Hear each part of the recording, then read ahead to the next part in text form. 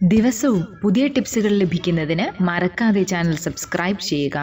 ഓരോ ടിപ്സുകളുടെയും നോട്ടിഫിക്കേഷൻസ് മുടങ്ങാതെ നിങ്ങൾക്ക് കിട്ടുന്നതിന് ബെൽ ബട്ടൺ കൂടി അമർത്തുക. നമസ്കാരം. ബ്യൂട്ടീഷ്യൻ്റെ ഒന്നും സഹായമില്ലാതെ തന്നെ സിമ്പിളായി മേക്കപ്പ് ചെയ്യാം. കാരണം ഇപ്പം അറിയാം, നമുക്ക് ഓവറായിട്ടുള്ള മേക്കപ്പിനേക്കാളുമൊക്കെ മേക്കപ്പ് ഇട്ടിട്ടുണ്ട് എന്ന് പോലും അറിയാത്ത തരത്തിലുള്ള മേക്കപ്പിനാണ് ഇപ്പം ഒന്നുകൂടി എല്ലാവർക്കും ഇഷ്ടം. പ്രത്യേകിച്ച് ഡെയിലി നമ്മളിപ്പോൾ കോളേജിലോ ഓഫീസിലോ ഒക്കെ പോകുമ്പോഴും അങ്ങനെയൊക്കെ ആണെങ്കിലും ഈവൻ ഫങ്ഷൻസിന് പോലും ഇപ്പം എല്ലാവരും പ്രിഫർ ചെയ്യുന്നത് അങ്ങനെ ഒരു മേക്കപ്പാണ്. അപ്പം നമുക്ക് തനിയെ ചെയ്യാവുന്ന ചില മേക്കപ്പ് രീതികൾ, അല്ലെങ്കിൽ ശ്രദ്ധിക്കുക, മേക്കപ്പ് ഇട്ടിട്ടുണ്ടെന്ന് തോന്നാത്ത തരം രീതിയിൽ ചെയ്യാൻ പറ്റുന്ന ചില കാര്യങ്ങളാണ് എന്ന് പറയുന്നത്. ആദ്യമായിട്ട് തന്നെ നല്ലൊരു ഫേസ് വാഷ് ഇട്ട് മുഖം കഴുകി ടവൽ അല്ലെങ്കിൽ ടിഷ്യൂ വെച്ചിട്ട് ഒപ്പിയെടുക്കണം. എന്നിട്ട് വേണം മേക്കപ്പ് തുടങ്ങാൻ തന്നെ. ഏതെങ്കിലും ഒരു മോയ്സ്ചറൈസർ ഇട്ട് ഒരു 10-15 നിമിഷം വെയിറ്റ് ചെയ്യണം. അതൊന്ന് ഡ്രൈ ആകാൻ വെയിറ്റ് ചെയ്യുക. അതിനുശേഷം മാത്രം ഫൗണ്ടേഷൻ ഇടുക. അപ്പം ഈ സമയം കൊണ്ട് അത് നമ്മുടെ ഫേസിലേക്ക്, നമ്മുടെ സ്കിന്നിലേക്ക് ഇറങ്ങി നമുക്ക് ആവശ്യത്തിനുള്ള ഈർപ്പം നൽകും. നമ്മുടെ മുഖത്ത് ചെയ്യുന്നതൊക്കെ തന്നെ നമ്മുടെ നെക്കിലും നമ്മുടെ കഴുത്തിലും ചെറിയുവാൻ ശ്രദ്ധിക്കണം. ഫൗണ്ടേഷൻ നമുക്കറിയാം, നമ്മളെ ചെറിയ കുഴി പാടുകളൊക്കെ മറയ്ക്കാൻ വേണ്ടിയാണ് യൂസ് ചെയ്യുന്നത്. അപ്പം അതുകൊണ്ട് തന്നെ പക്ഷെ എങ്കിലും അത് ഒരുപാട് കൃത്യമായ അളവിൽ മാത്രം, വളരെ കുറച്ച് അളവിൽ മാത്രം തേക്കാൻ ശ്രദ്ധിക്കുക.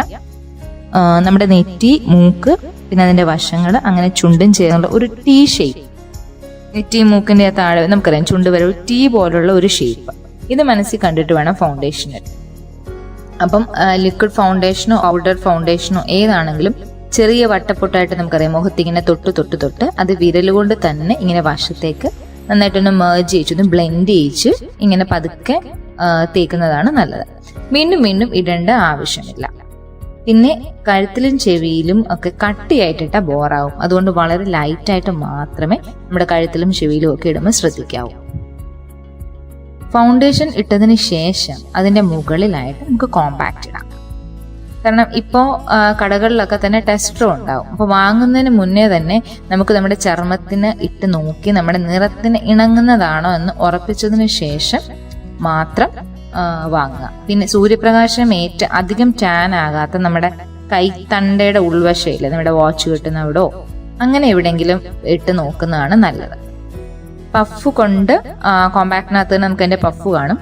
ചെറുതായിട്ട് മുഖത്ത് പുരട്ടി വേണമെങ്കിൽ ബ്രഷ് ഉണ്ടെങ്കിൽ ബ്രഷ് കൊണ്ട് ബ്ലെൻഡ് ചെയ്യിക്കുക.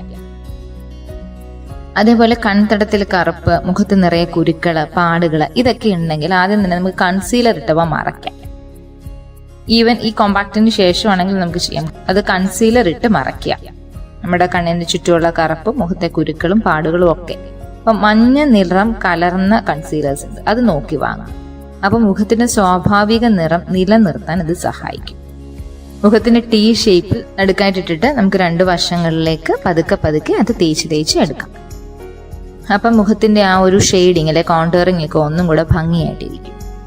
പിന്നെ അവസാനം കണ്ണാടി നോക്കി ചിരിച്ച് കവൾ ഉയർന്നിരിക്കുന്നിടത്ത് നമ്മുടെ ബ്ലഷിന്റെ ബ്രഷില്ലേ, അതായത് ഒരു പെയിന്റിംഗ് ബ്രഷ് ഒക്കെ പോലത്തെ ഇച്ചിരി കട്ടിയുള്ള ബ്രഷ്, ആ ഒരു പെയിന്റിങ്ങിനൊക്കെ യൂസ് ചെയ്യുന്നതിന്റെ ആ ഒരു മോഡലിലുള്ള കുറച്ച് കട്ടിയുള്ള തിക്കായിട്ടുള്ള ബ്രഷ് ഉണ്ടാവും. അത് വെച്ചിട്ട് നമുക്ക് ബ്ലഷിന്റെ അവിടെ ഒന്ന് നമ്മുടെ കവളിന്റെ 2 സൈഡിലെ തുടുത്തിരിക്കുന്ന പോർഷൻ നമുക്കൊന്ന് അവിടെ മാത്രം ഒന്ന് ചെറുതായിട്ട് ഇച്ചിരി ബ്ലഷ് യൂസ് ചെയ്ത് ഒന്ന് ഹൈലൈറ്റ് ചെയ്യാം. അതുപോലെ ബ്രോൺസറും ഹൈലൈറ്ററും ഉപയോഗിക്കുന്നവരെ അത് ബ്ലഷിന് മുമ്പേ ഇടണം, അല്ലെങ്കിൽ കൃത്രിമത്വം തോന്നും. അത് ഇട്ടില്ലെങ്കിലും കുഴപ്പമില്ല. നമുക്ക് ഉള്ള നിറത്തേക്കാൾ അല്പം കടുപ്പം തോന്നുന്ന ടൈപ്പാണ് ബ്രോൺസർ.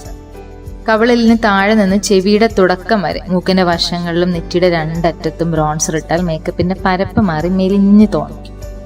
ചെറിയൊരു വെറ്റ് ലുക്കും തിളക്കവും കിട്ടാനാണ് നമ്മൾ ഹൈലൈറ്റർ യൂസ് ചെയ്യുന്നത്. അപ്പൊ കവിളിലും നെറ്റിയിലും കൺപോളയിലും മേൽചുണ്ടയിലും ഒക്കെ വളരെ കുറച്ച് മാത്രം ഇട്ടാൽ മതി. ചുവപ്പ് ലിപ്സ്റ്റിക്കും ഭീകര സ്മോക്കി ഐസും ചേരുംപടി ചേർത്താലും യോജിക്കാത്തൊരു കോമ്പിനേഷനാണ്. അപ്പൊ കണ്ണ് ഹൈലൈറ്റ് ചെയ്താൽ ന്യൂഡ് ലിപ്പ് ആക്കുന്നതാണ് നല്ലത്. അതുകൊണ്ട് ഡാർക്ക് ഷെയ്ഡ് ലിപ്പ് ചെയ്താൽ ബാക്കിയുള്ള മേക്കപ്പ് ഓവർ ആക്കാതെ മിനിമൽ ആക്കാം. അതായത് എല്ലാം കൂടെ ഒരേ സമയത്ത് ഹൈലൈറ്റ് ചെയ്യാൻ ശ്രമിക്കരുത്.